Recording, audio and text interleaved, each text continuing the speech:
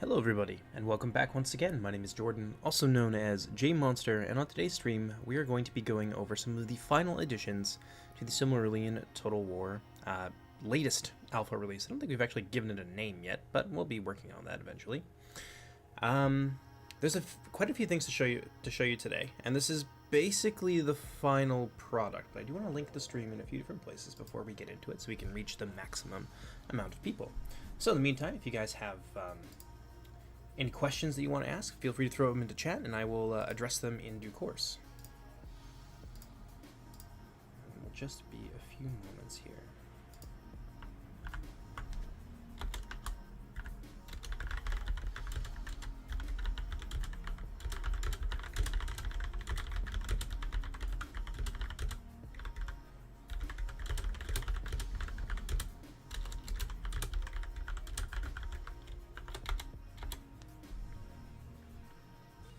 It'll just take a few more minutes here, so I thank you for your patience.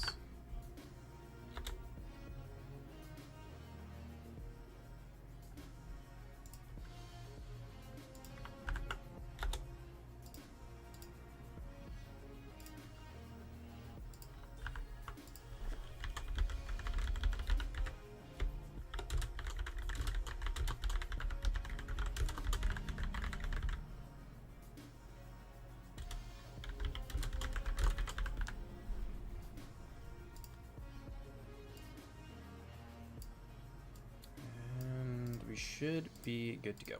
Perfect. And so welcome, JazD. Good to see you. We have one of our lead devs in here as well. Welcome, Belgast.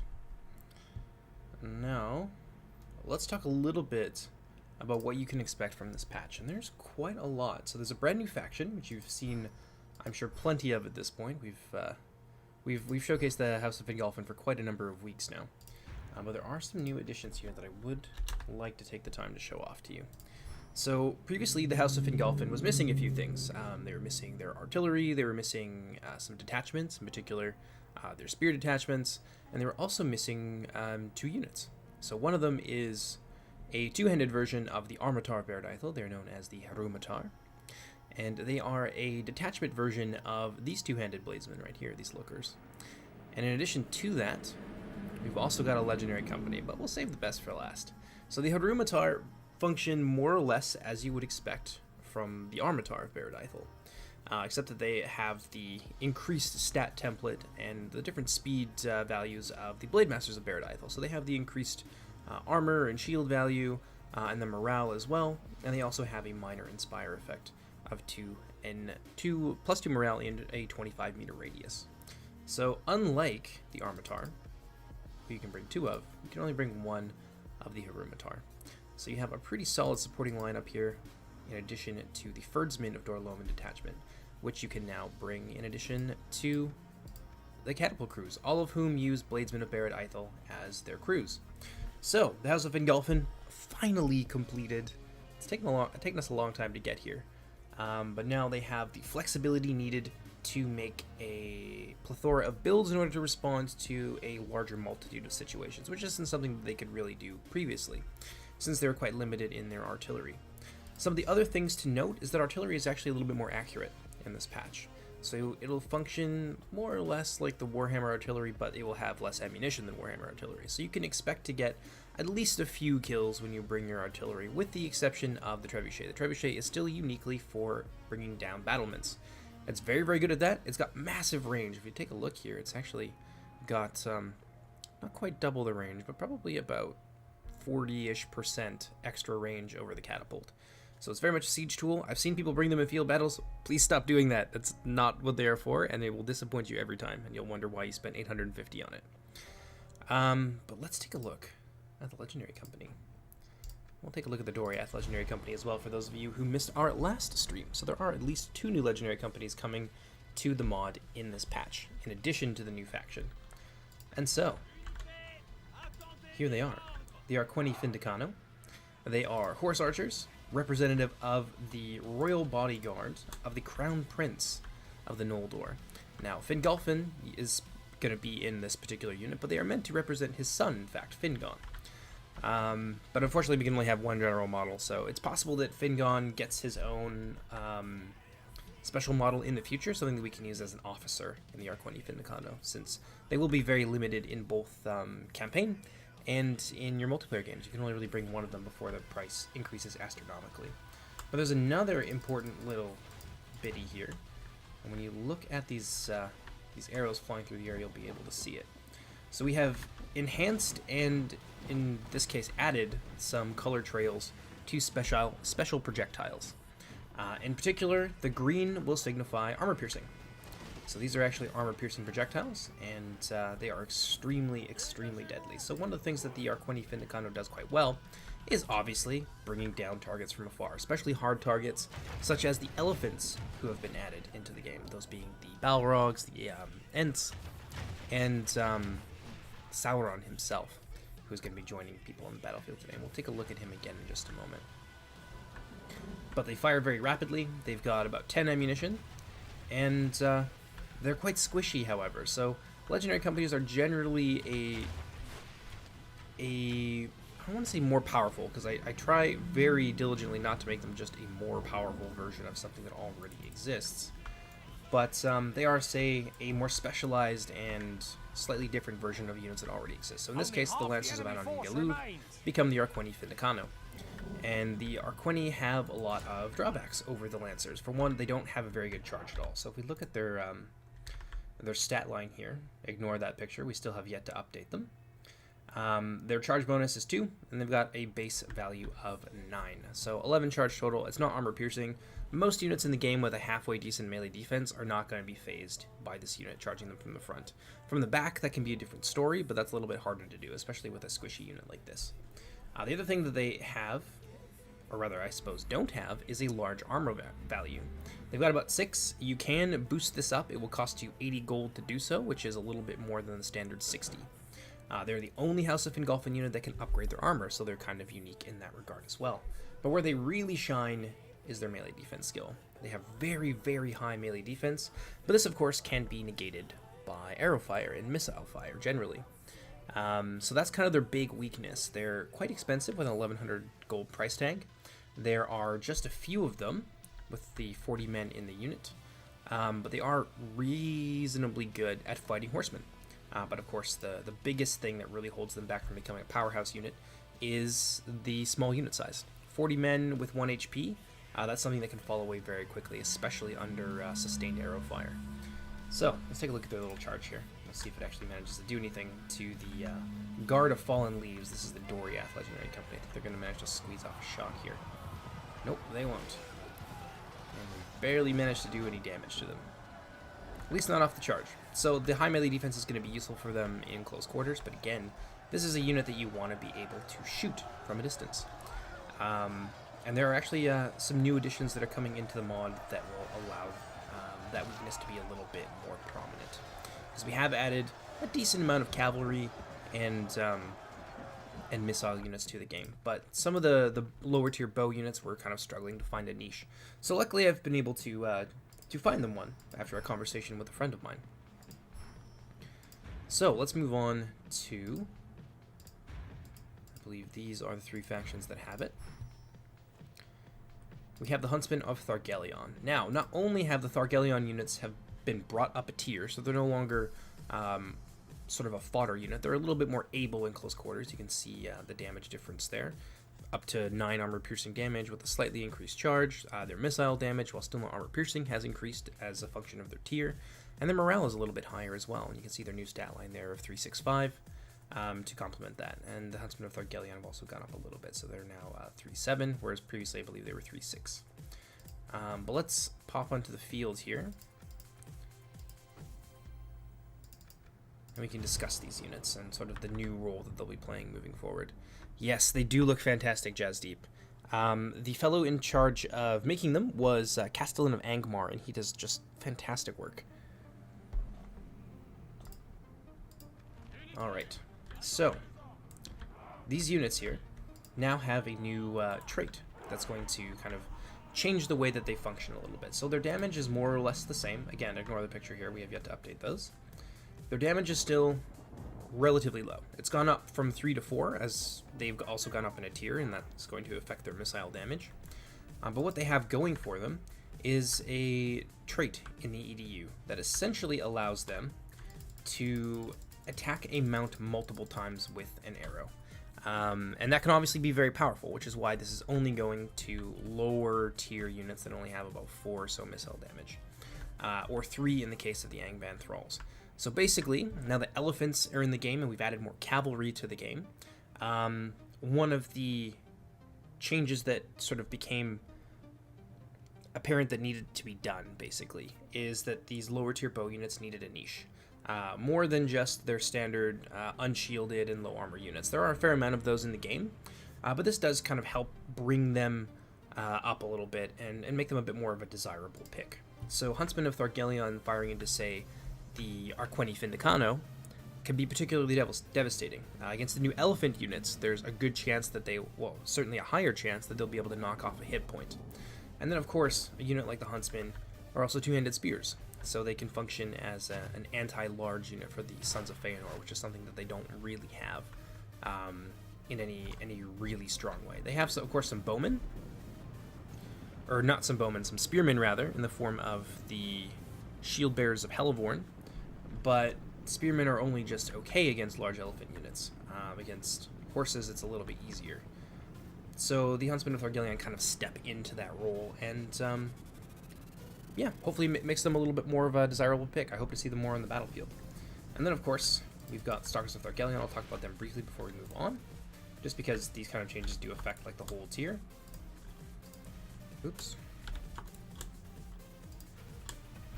So their melee attack has gone up to 9, their missile damage has increased to 6, and probably the biggest thing is that their melee defense has gone up from 4 to 6, and their morale has gone up from, I think it was previously 12 to 14, so they have a lot more staying power.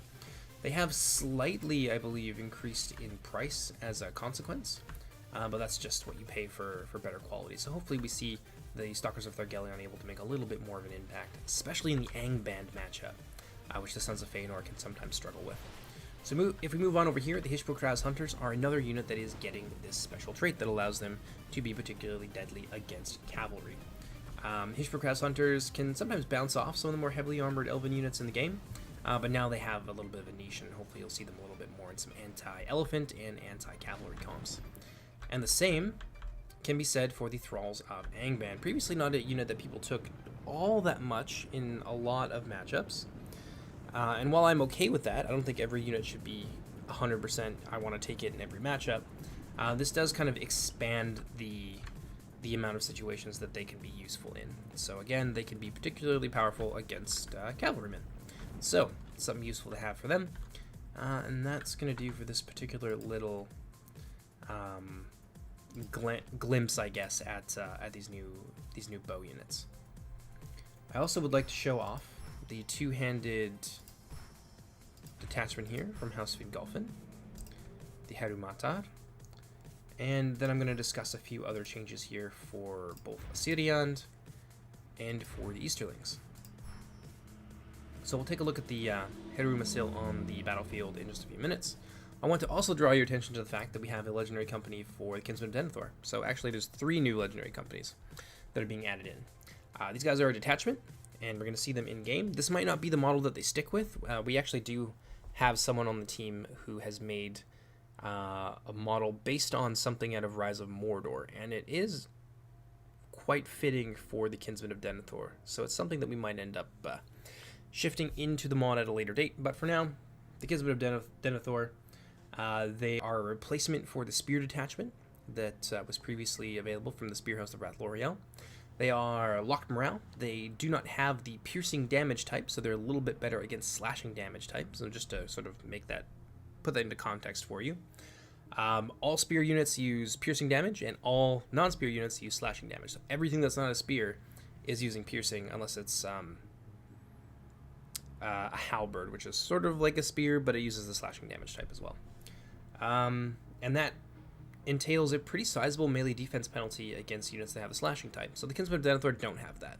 They're also locked morale. They are medium infantry, the only medium infantry, in fact, that the Green Elves of Assyrian can field.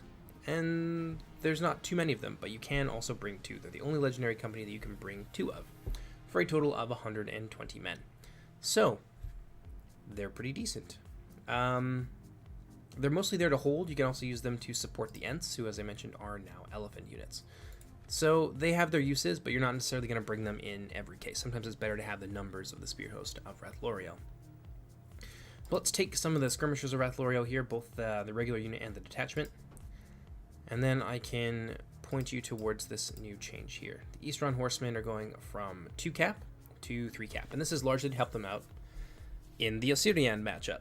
The Easterlings will also be getting a legendary company that we'll be discussing at a later date, because I don't have anything to show you right now.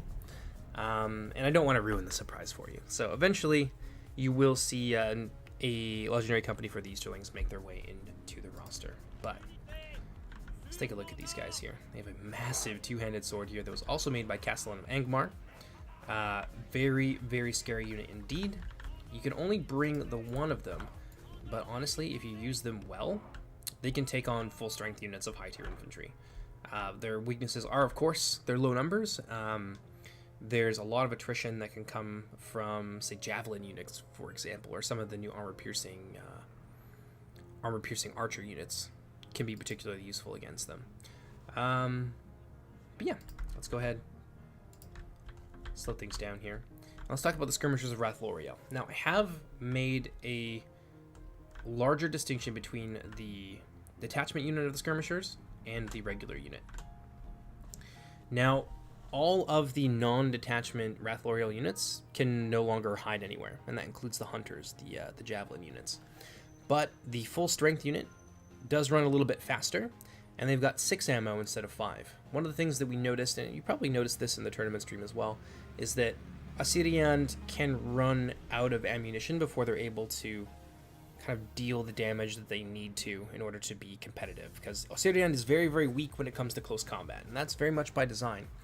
But I didn't want to increase it so much that you wouldn't be able to outlast the Aerostorm. But this does allow Assyrian to just pew-pew for a little bit longer, and hopefully that will allow them to...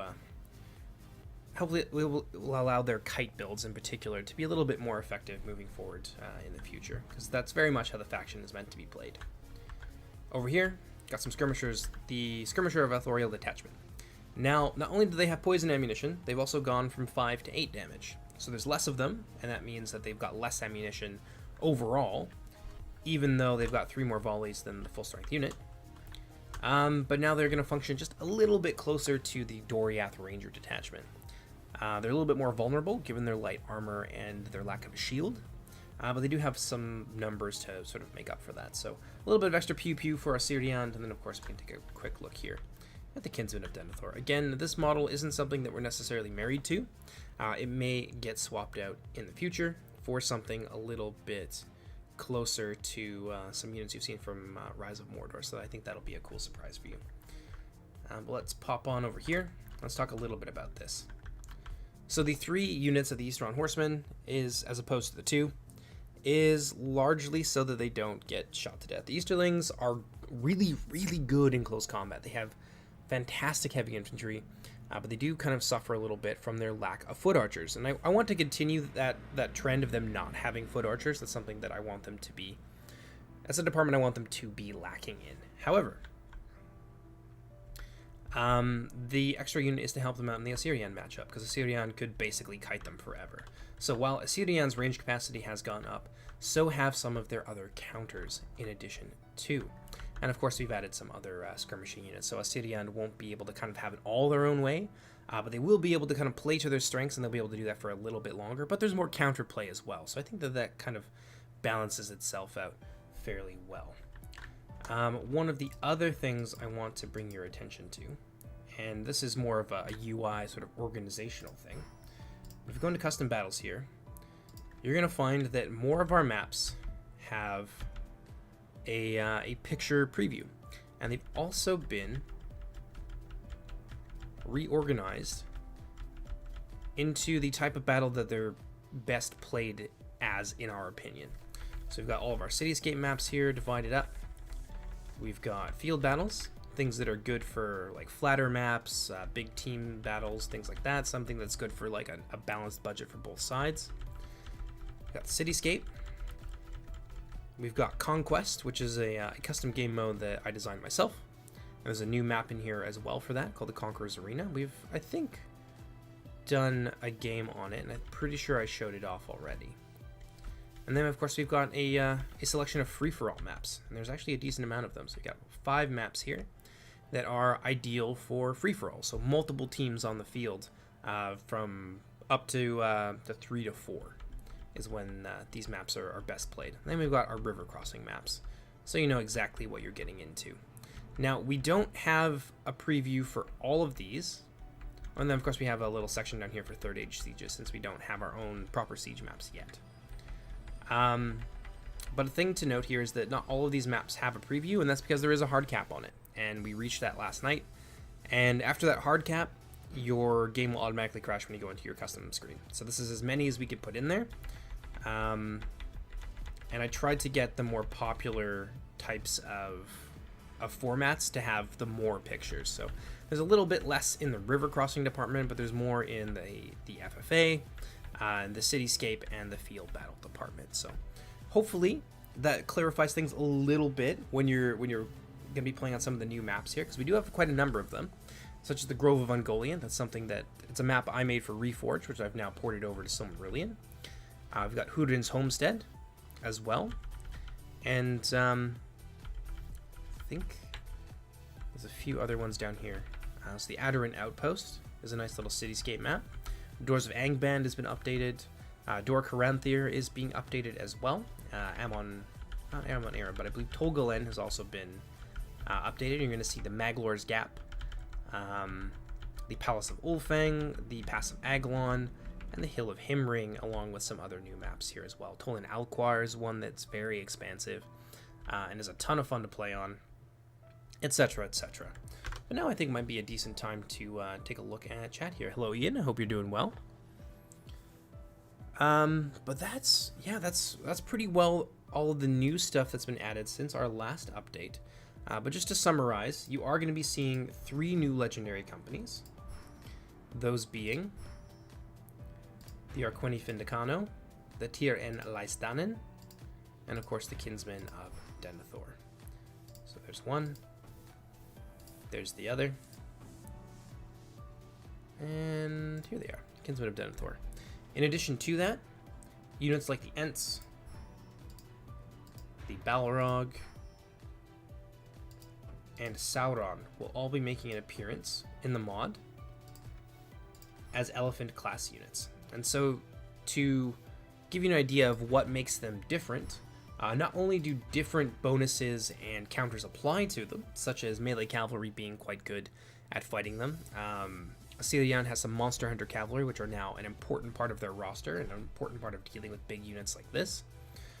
They also have area of effect attacks, so they can hit more than one unit and potentially kill them all at once, but they also disrupt units in a very large radius. So they can be extremely powerful tools for breaking up solid packed formations and for really dealing damage to non-spear, non-halberd infantry. Spears and halberds are extremely effective against them. You don't want to leave your elephants in combat with them, especially not unsupported. You want to use your elephants as shock troops, but they're not going to carry a battle for you. They do have some very well-defined counters that basically, when I started the mod, I came into it with these counters in mind, and now they're all coming into effect since we finally got these units working properly in the game. Other than that, there are some changes to the Doriath Axe units. They upgrade for cheaper. Their attack specifically upgrades for about 5 gold, so it's dirt cheap. And they're also a little bit faster. So normally heavy infantry is going to clock in, heavy non-shielded shock troops are going to clock in at about 1.15 speed. These guys have gone up to 1.75, so they've gone up by 0.025, and the same can be said of the Axe Guard of Region. So they now have, instead of the 1.05 speed that all heavy infantry use, these guys are a little bit faster, and they use the medium infantry template for their speed. So that's pretty significant for them. They're just a little bit faster, a little bit easier to get into close quarters, but you do need to be aware that all of your other units, such as the Sword Host of Region or the Shield Bearers of Region, don't follow that same trend. So you need to pay attention to your micro and make sure they don't get too far ahead of your units. But yeah, it's another big change for them. I think that's probably the long and short of it. So there's the House of Fingolfin detachments and the new units, the 3 legendary companies, elephants, all of our new maps, our new organizational tools. Yeah, that's pretty well it. So if you guys have any questions about what's coming in the future, I will absolutely do my best to answer those to the best of my ability. I don't have all the answers yet, so if you ask me about the dwarves, I can't tell you everything. If you ask me about Gondolin, I could probably tell you a little bit more, but again, not everything. How good will the javelins be against the new elephant class unit? They are extremely effective against them, especially Sauron, because unlike the Ents have 5 individuals in a unit. The Balrogs have 3. Sauron is a single entity, so every single projectile that they throw is going right for Sauron. So in like 2 or 3 volleys, they can bring him down if you kind of leave him out in the open and leave him unsupported, and there's nothing to block for him. And that's not the case with the other units because the damage gets split a bit more. How many more factions will be coming in the future? We have the Halidin, we have Gondolin, and we have the Naugrim, who will be coming in the future. And there's maybe another faction, a 4th, 13th faction, but I'm not really ready to talk about them just yet in any detail. So for sure there's going to be 3 more coming. And there'll be, one of them will be a tribe of men, so the Halidin, the other will be the dwarves, and then we'll have another elven faction, that being the hidden kingdom of Gondolin. And they're going to be crazy. Like, we have some really good resources for them. A lot of the old work that's done on Gondolin is actually being redone by people like Skyly. So he's updating textures, updating like color schemes to make them more in line with the livery as we know and understand them from books like The Fall of Gondolin, for example. So there's lots of updates coming for Gondolin in the future, but there's also been a ton of work that's been done on them so far, and you can see a lot of that on our mod DB actually, if you're interested. Let's see what else we have here. Oh yes, there's an RP going on. Thank you for reminding me. With the beginning of the release of our patch, we have a community RP. And it's a little bit like a risk game in a lot of ways, but you play out your battles in the mod on the battle map. I expect you're going to see a lot of new custom maps coming out because we want to be able to accurately represent the terrain that you're fighting in. And while we do have a lot of maps, we don't cover all of the bases. So expect a lot of new maps, expect a lot of scenarios, and if you guys want to come and join us, we actually do need some new generals. I think that the only faction that's currently closed is Assyrian, which is my faction, and the Sons of Feanor. Everyone else, I believe, needs between 1 and 2 additional generals to fill out their rosters. So I think there's, I'm not sure exactly how many, but I think there's at least 5 to 8 slots still left over. But Beligos is in the chat, so he'll probably have a better idea of how many remaining spots there are, and he can tell you that better than I can. So because they're all low unit counts, javelins will be going towards 1 to 3 models, making javelins super effective. Yes, it makes sense. But for the elephants like the Ents, for example, who have a higher unit count, you're not going to kill them off as quickly, just because you're splitting your fire between multiple targets instead of just the one.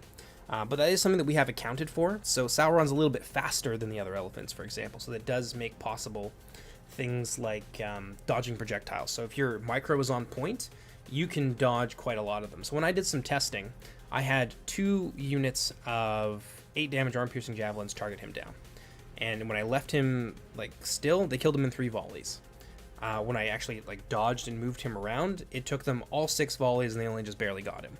So it does make a difference, and putting interceding units in there to try and keep Sauron safe and to try and shut those units down before you put him into a real hotspot where he could get into a lot of trouble if they start throwing at him, then that's going to help the survivability of your elephant units a lot. So they are very powerful, but they do have a lot of very defined weaknesses, and there's a lot of counterplay there. But there's also counterplay to the counterplay, which is important. So, yeah. Obviously, you can counter this by using AP jabs from different directions, but that's something that takes setup. And if you're playing with Tolin Gauderhoth in particular, they have a lot of very fast-moving units, that can be used to make that a problem for you. And they've also got their own javelin units, so there's lots of things that you can do to keep your elephant units safe. But they are still very powerful. Just they're not all powerful, which was important to me when we were moving into this. But let's see here. I think now would be a good time to pop the Discord link into chat. I do always have it in my in the description of my videos, but if you guys are interested in getting involved with the community, it's expanding quite nicely, actually. People are starting to take notice of the mod, and with the RP, I hope to see that trend continue. So if you guys want to get involved, just hit me up on Discord. I'm going to be around all week. Is Sauron a mounted elephant siege engine? That is 100% correct, Serious Potato. That's exactly what he is. Which is the only way that I know of to get single entities into Medieval 2. So yes, he is a mounted elephant siege engine, which means that mount bonuses apply to him, so pikes, halberds, spearmen, things like that can all be very scary against him. Two-handed, armor-piercing, shock infantry can also be very, very scary against Sauron. Why don't I, since we're on the topic of, why don't I kind of show off a little bit of Sauron's like weaknesses and strengths here. So I'm going to take Doriath. We're going to give them 3 full units of Axe Guard, and we'll also upgrade their attack. And we're just going to let Sauron do his thing. I'm not going to use like any micro here at all, because elephants are particularly powerful when you cycle charge them and you like pay attention to them and use micro. But I'm just going to use Sauron in the worst way possible. Please ignore this. One of the other things to note is that we had a bug where the rider offset put this guy beneath the ground to hide him, but because so many of our maps are made at sea level, it would put him into the water, and then he would instantly die and Sauron would follow him. So if you don't put your general in Sauron, then you won't see this little fellow here, but if you do, then it's going to be a little bit weird. And that's just a temporary solution while we find something a bit better. But yeah, so these are the sort of units that Sauron can be strong against. Just regular old weapon and shield infantry, swords, axes, that kind of thing can be easy prey for Sauron. So if we look at this here. One other thing to understand about the utilization of Sauron and the Balrogs as well, because they follow this trend, is that they have a tendency to attack in lines. So they'll stop, they'll set up their attack arc again, and it takes a little bit of time, and then they just keep going, and then they go in lines until they run out of targets, and then they turn around, and then they do the same thing again. And now a lot of these guys get bowled over. They're not all going to die, but it is, again, a really powerful disruption tool. So let's go ahead and just turn it up here. And just watch Sauron kind of chunk his way through. And while we do that, I can answer a little more questions here. Oh, well, thank you, Safi. I really do appreciate that. No, Serious Potato, he doesn't have a projectile. The mounted siege engine thing is just, it's a classification that allows me to have just one of him in the unit. Whereas other elephant units, I believe, are capped at 3 minimum. Having the mounted siege engine on him just allows there to be just one Sauron on the field as opposed to multiple, which would be a little bit strange to explain to people. Only half. But I really do appreciate that, Safi. Thank you so much. But I can't take all the credit. I have a fantastic community. I have a great team of testers and helpers and developers that all work just as hard on this mod as I do. So they all deserve a round of applause. But yeah, just look at the carnage that he can cause here. And this is with none of his counters present. This is no micro whatsoever. This is just letting Sauron smack things to death and not paying any attention to him. Because if you're playing Toland Gauderhoth, you probably have other things to do as well. You've got lots of cavalry. You're going to be trying to like get around the wings of your enemy. You want to swarm them as best as you're able to, and then hit them with your cav and your disruption tools like Sauron. So this is just no additional micro, no additional work, and he's just made a big old pile of bodies here. And he will continue to do this until they die. The less of them there are, the less targets he hits. So you obviously want to use them on big crowds if you can. Small numbers of really elite infantry will kill him off very, very quickly, especially things that have armor piercing. Sauron and other elephants live and die by their armor value because they're getting hit from everywhere, so that armor value has to be really, really high. So most things that hit them aren't going to get through. But when you have things that cut that armor value in half, well, essentially you're cutting his survivability in half. So if we take that same matchup We're going to take Sauron, and we're going to use him against, say, one Axe Guard. We'll throw some Shield Bearers in there, too. And we'll throw some Two-Handed Axemen in there. And this is going to be a different ball game, because the name of the game in Silmarillion is Combined Arms. You don't have one super unit or one weapon type or unit type that's good at everything. You want to combine the strengths of as many of them as possible in order to respond to the variety of threats that will be coming your way in almost any given situation. All of our factions are very specialized, but they do have some wiggle room that allows them to kind of play around in other people's backyards, as it were, but not quite as well or as to the same level as the people whose house it is, if that makes sense. Hopefully that's not too laborious a metaphor. But there's a lot of potential threats that can come your way, and you need to be able to respond to those with multiple unit types. So this is just a good example of that. And then you see those units take him down very, very quickly indeed, and that's largely due to the presence of these Two-Handed Axemen here and those Spearmen. So you want to be careful about how you use your elephant units. So if you're going to go after a Doriath army, you have to weigh the benefits of actually taking Sauron. Doriath has a lot of Two-Handed Axemen. And they also have the Donath and Mablung, who are a Two-Handed Mace unit. So maybe in that matchup, Sauron isn't worth having. Or maybe you want to try and build a strategy around negating the danger that Doriath can pose to him with their compositions, in order to maximize the effectiveness of Sauron. But if you're taking Sauron against, say, the Green Elves, you can expect him to do very well unless you get him into the Two-Handed Spear units or into the Urfinen Tower. If you take him against, say, the Sons of Feanor, for example, they don't have a ton of really strong counters to him. Now, of course, they have the Defenders of Aglon, who get a bonus against elephants. They have the Accursed of Alcolande, who have good attack. However, they don't have a bonus versus elephants. And they have things like the Huntsmen of Thargelion, but the Huntsmen of Thargelion are still quite easy to slay. They're nothing near the level of the Elven Infantry. And most of these units here don't have a ton of attack. Even if the Stalkers of Thargelion managed to cut his armor value in half, Sauron's got like 30 armor. It's still 15. It's huge relative to their attack value.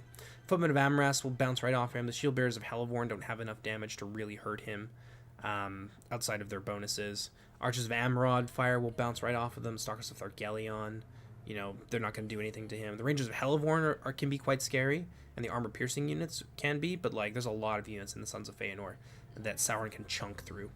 And in tandem with, say, a lot of Scar-High Blood Drinkers who are Two-Handed Axemen, that can be pretty scary. So maybe you want to bring him in this matchup, but you don't want to bring him in, a fight against Nargothrond, for example, who have some really fine pikemen. Or whatever it happens to be, right? You do need to be aware of his weaknesses, and he'll perform very well. As we saw, he just chunked his way through 3 units of upgraded high-tier, really strong axemen with 14 attack. That's a lot of value to get out of Sauron. You just got to be careful with him. Sorry to ask what happens or what's new on the campaign. The campaign is actually being actively worked on right now.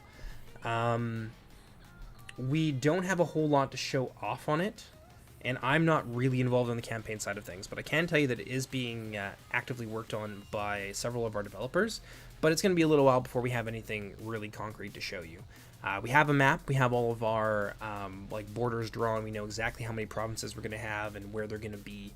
It's just a matter of doing the grunt work, basically, and editing all the text files and making sure everything's in order. So hopefully we start to see more with the campaign in the future. And it is very much a goal. This mod will have a campaign, and it will hopefully be a lot of fun and a different experience than what's offered by other mods in the community. But it's going to be some time before we get there. It's by far the bigger of the 2 tasks. Multiplayer is a lot of work, but campaign is twice as much, honestly. So there will be updates on that in the future. I don't have anything for you right now, unfortunately. But all I can ask is that you be patient. I know I'm one of the Boathead devs. Oh, hi, Sirius. Oh, well, if you're one of the Boathead devs, I should mention that we actually owe the Boathead team a lot. One of the mounts, or some of the mounts that we use for the Sons of Feanor actually come from the High Elf units. Our Ululoki, for example, are their Hydra units. And the Boathead team basically have made massive strides, especially in terms of like elephants and animations that no one else has really ever topped. So a big thank you to them for all the work that they've done for the community, because we wouldn't have some of the cool stuff that's in the mod currently without them and their willingness to like share their developments with the community. So, you know, hats off to them. And thanks for dropping by, Sirius. I didn't wow, I really didn't expect one of the Boathead devs to be in the chat today, but yeah, welcome, man. But I think we've kind of covered, I think we've officially covered everything that we've done so far. So if you guys have any more questions, please pose them now. I'll leave the chat open for another 5 or 10 minutes so I can cover those. There might be another stream a bit later today. We're going to be playing a big scenario, a 3v4 is what we're shooting for on this particular build, so you will get to see some of the stuff in action if that goes down, and I will stream it live. And I'll answer any other questions, inquiries, etc., etc. But I'll leave the chat open for now. We can have a bit of a chat about the mod.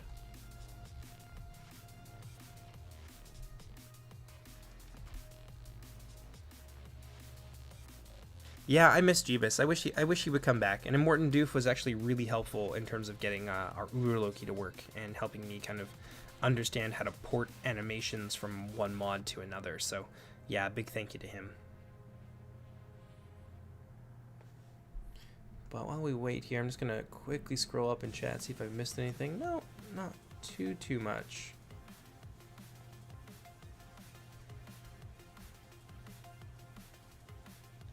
All right. Well, I'll leave it open and I'll kind of make some closing remarks here. Silmarillion, the thing that I would like people to know about Silmarillion as a mod, especially because we have an unprecedented 22 people in the chat right now, which means we have some new people for sure. The thing that I wanted with Silmarillion is to put forward an experience that is both balanced for multiplayer and for single player, where all of your factions are as unique as they possibly can be without being hyper specialized to the point that you're railroaded. We've got a lot of interesting features like a detachment system. So hello Manus, thank you for joining us. Like a detachment system that allows you to purchase a half strength unit for half the cost. And then further, some of the detachments do different things. Some of the House of Fingolfin detachments do different things. Some of the detachments for Silmarillion that we saw today do some slightly different stuff. We have the detachment system. We've got a Regiment of Renown system, or a sort of system of unique units that's very analogous to the Regiment of Renown. And they all do very specialized things, but they're also not a flat upgrade. You're not always going to bring them in every case. And that's kind of the philosophy that we have towards Silmarillion as a whole. Everything has a place, but that place isn't in every matchup.